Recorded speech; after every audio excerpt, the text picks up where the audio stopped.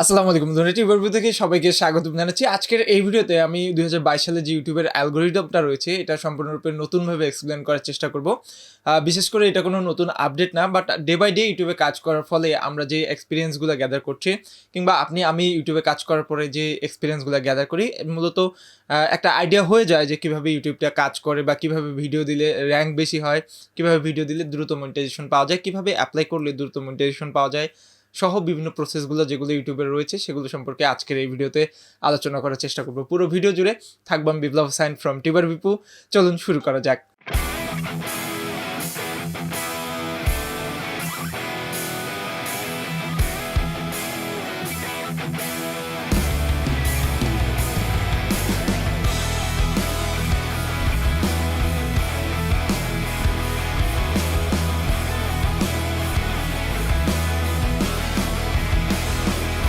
YouTube এমন একটা market place যেখানে তার অ্যালগোরিদমটা বা রেগুলারিটিটা মেনটেন না করলে কিন্তু ইউটিউবে সফল হওয়া খুবই কঠিন। ইউটিউবে ভিডিও বানানো খুব সহজ, কিন্তু রেগুলারিটি মেনটেন করাটাই সবচেয়ে বড় কঠিন। যেমনটা আমি যে সমস্যাটায় ভুগছি, রেগুলারিটি মেনটেন না করার কারণে আমার চ্যানেলের ভিউজ অনেক ডাউন হয়ে গেছে। আপনারা হয়তো বা লক্ষ্য করেছেন, অনেকে আমাকে কমেন্টও করেন যে ভাইয়া চ্যানেলের ভিউয়ের এই অবস্থা কেন। সো এই বিষয়টা হচ্ছে রেগুলারিটি। এই যে অ্যালগোরিদমটা যারা রেগুলার কন্টেন্ট তৈরি করছে, যারা আপ টু ডেট রয়েছে ইউটিউবের সাথে, তাদেরকেই ভালো ফলো করছে, এবং যার একমাত্র উদাহরণ হচ্ছে আমার চ্যানেলটা। সো আমি, আপনারা জানেন হয়তো বা ইউটিউবের বাইরে বিভিন্ন প্রজেক্টে কাজ করি, যার কারণে হয়তো বা সময় দেওয়া হয় না। চেষ্টা করছি আপনাদের সাথে রেগুলার হওয়ার জন্য, আদার্স কাজগুলো কমিয়ে এই কাজটার মধ্যে ফোকাস দেওয়ার জন্য। সো যাই হোক, আপনারা হয়তো বা এই বিষয়গুলো শোনার জন্য আমার ভিডিওতে ক্লিক করেননি। আমি যে বিষয়গুলো নিয়ে আলোচনা করব সেগুলো হচ্ছে যে অ্যালগোরিদমটা কীভাবে কাজ করে, কী কী বিষয়গুলো মূলত এর উপরে ডিপেন্ডেন্ট।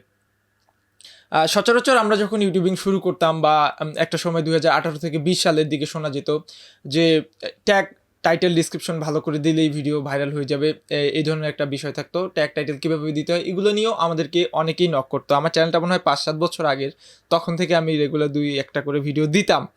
সো তখন থেকে এই প্রশ্নগুলো আমি সবচেয়ে বেশি পেতাম, বাট এখন ওই ধরনের মামুলি প্রশ্নগুলো কেউ করে না, because of tag title description. আপনারা জানেন যে এখন আর ওইভাবে ফলো আপ হয় না, বা ইউটিউব অতভাবে ফলো করে না।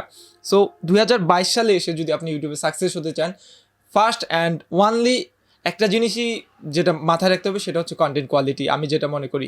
সো কন্টেন্ট কোয়ালিটি ভালো, মানে আপনার ট্যাগ টাইটেল ডিসক্রিপশন সব কিছু দরকার আছে, বাট কন্টেন্ট কোয়ালিটি ভালো সবার আগে দরকার, তারপরে বাকি বিষয়বস্তুগুলো মাথায় রাখা দরকার আমাদের সকলের। সো কন্টেন্ট কোয়ালিটি অবশ্যই, আপনি যে টপিক নিয়ে ভিডিও বানাবেন সেটার কোয়ালিটি মেনটেন করবেন। আদার্স যারা ইউটিউবার রয়েছে বা কন্টেন্ট ক্রিয়েটর রয়েছে আপনার টপিকে ভিডিও বানাচ্ছে, তাদেরকে ফলো আপ করেন, তাদের কোয়ালিটি কেমন হচ্ছে, আপনারটা কেমন হচ্ছে, এটার সাথে একটু কম্পেয়ার করেন। কম্পেয়ার করলে কিন্তু আপনি বুঝতে পারবেন যে আপনার কন্টেন্ট কোয়ালিটি কেমন হচ্ছে। এরপরে যে বিষয়টা রয়েছে সেটা হচ্ছে থাম্বনেল মেকিং। আপনার ভিডিওর কি বলো এটাকে, আপনার ফেসবুকের প্রোফাইল পিকচার যেরকম, যে আপনার প্রোফাইলের লোকটা কেমন, সেটা প্রোফাইল পিকচার দেখেই কিন্তু অনেকটা ফার্স্ট ইমপ্রেশনে বলে দেওয়া যায়, তেমনি আপনার ভিডিওর ভিতরে কী রয়েছে এটা টাইটেলটা দেখলে বা থাম্বনেলটা দেখলে কিন্তু টোটালি বুঝে দেওয়া যায়। সো টাইটেল কিন্তু খুব কম সংখ্যক মানুষ পড়ে, থাম্বনেলটাই কিন্তু বড় আকারে ছবি আকারে চোখের সামনে প্রথমে আসে, যার কারণে থাম্বনেলটা কিন্তু সবাই ফলো করে।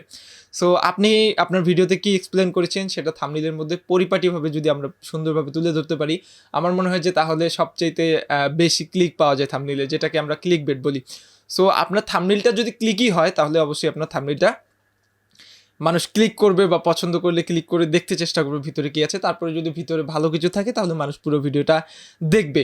আর ইউটিউবের অ্যালগোরিদমটা 2022 সালে এমনভাবেই সাজানো হয়েছে যে আপনার ভিডিওর যত ভাগ মানুষ বেশি দেখবে, তত আপনার ভিডিওটা ভাইরাল হওয়ার চান্স রয়েছে। সাপোজ আপনার থাম্বনেল একটা, ভিডিওর ভিতরে আরেকটা, মানুষ ক্লিক করে বের হয়ে গেল, ইউটিউব কিন্তু সেকেন্ড আরেকটা ব্যক্তির কাছে আপনার ভিডিওটা রিকমেন্ড করবে না। সো যখনই একটা মানুষ আপনার ভিডিওতে ক্লিক করার পর পুরো ভিডিওটা দেখবে, তখন ইউটিউব বুঝবে যে ভিডিওটার ভিতরে অবশ্যই কন্টেন্ট রয়েছে, যার কারণে কিন্তু ইউটিউব আপনার একটা ভিডিওই পরবর্তীতে কয়েকজনের সামনে নিয়ে যাবে, এবং তারা ক্লিক করে যদি পুরোটা সবাই দেখে তাহলে ভিডিওটা ভাইরাল হওয়ার চান্স বেশি, মিলিয়ন মিলিয়ন ভিউ হওয়ার চান্স বেশি। কিন্তু আপনার ভিডিওটা যদি অর্ধেক দেখে মানুষ বের হয়ে যায়, সেক্ষেত্রে কিন্তু এই পসিবিলিটিটা কম। আবার 2-1 মিনিট যদি 10 মিনিটের ভিডিও 1 মিনিট দেখে বের হয়ে যায়, এই পসিবিলিটিটা কিন্তু যত কমতে থাকবে ওয়াচ টাইম, আপনার তত পসিবিলিটি কমতে থাকবে। সো অবশ্যই আপনি এই কন্টেন্ট তৈরির ক্ষেত্রে এই বিষয়টা মাথায় রাখবেন। ইউটিউবের অ্যালগোরিদম 2022 সালে কিন্তু এইভাবেই কাজ করে।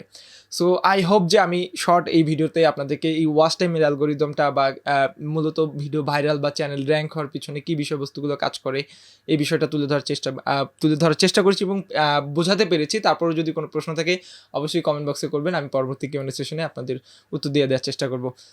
আজকে এই পর্যন্তই। সবাই ভালো থাকবেন, সুস্থ থাকবেন। চ্যানেল নতুন হলে অবশ্যই সাবস্ক্রাইব করবেন, আর কী নিয়ে ভিডিও চান পরবর্তীতে অবশ্যই কমেন্ট করতে ভুলবেন না। আল্লাহ হাফেজ।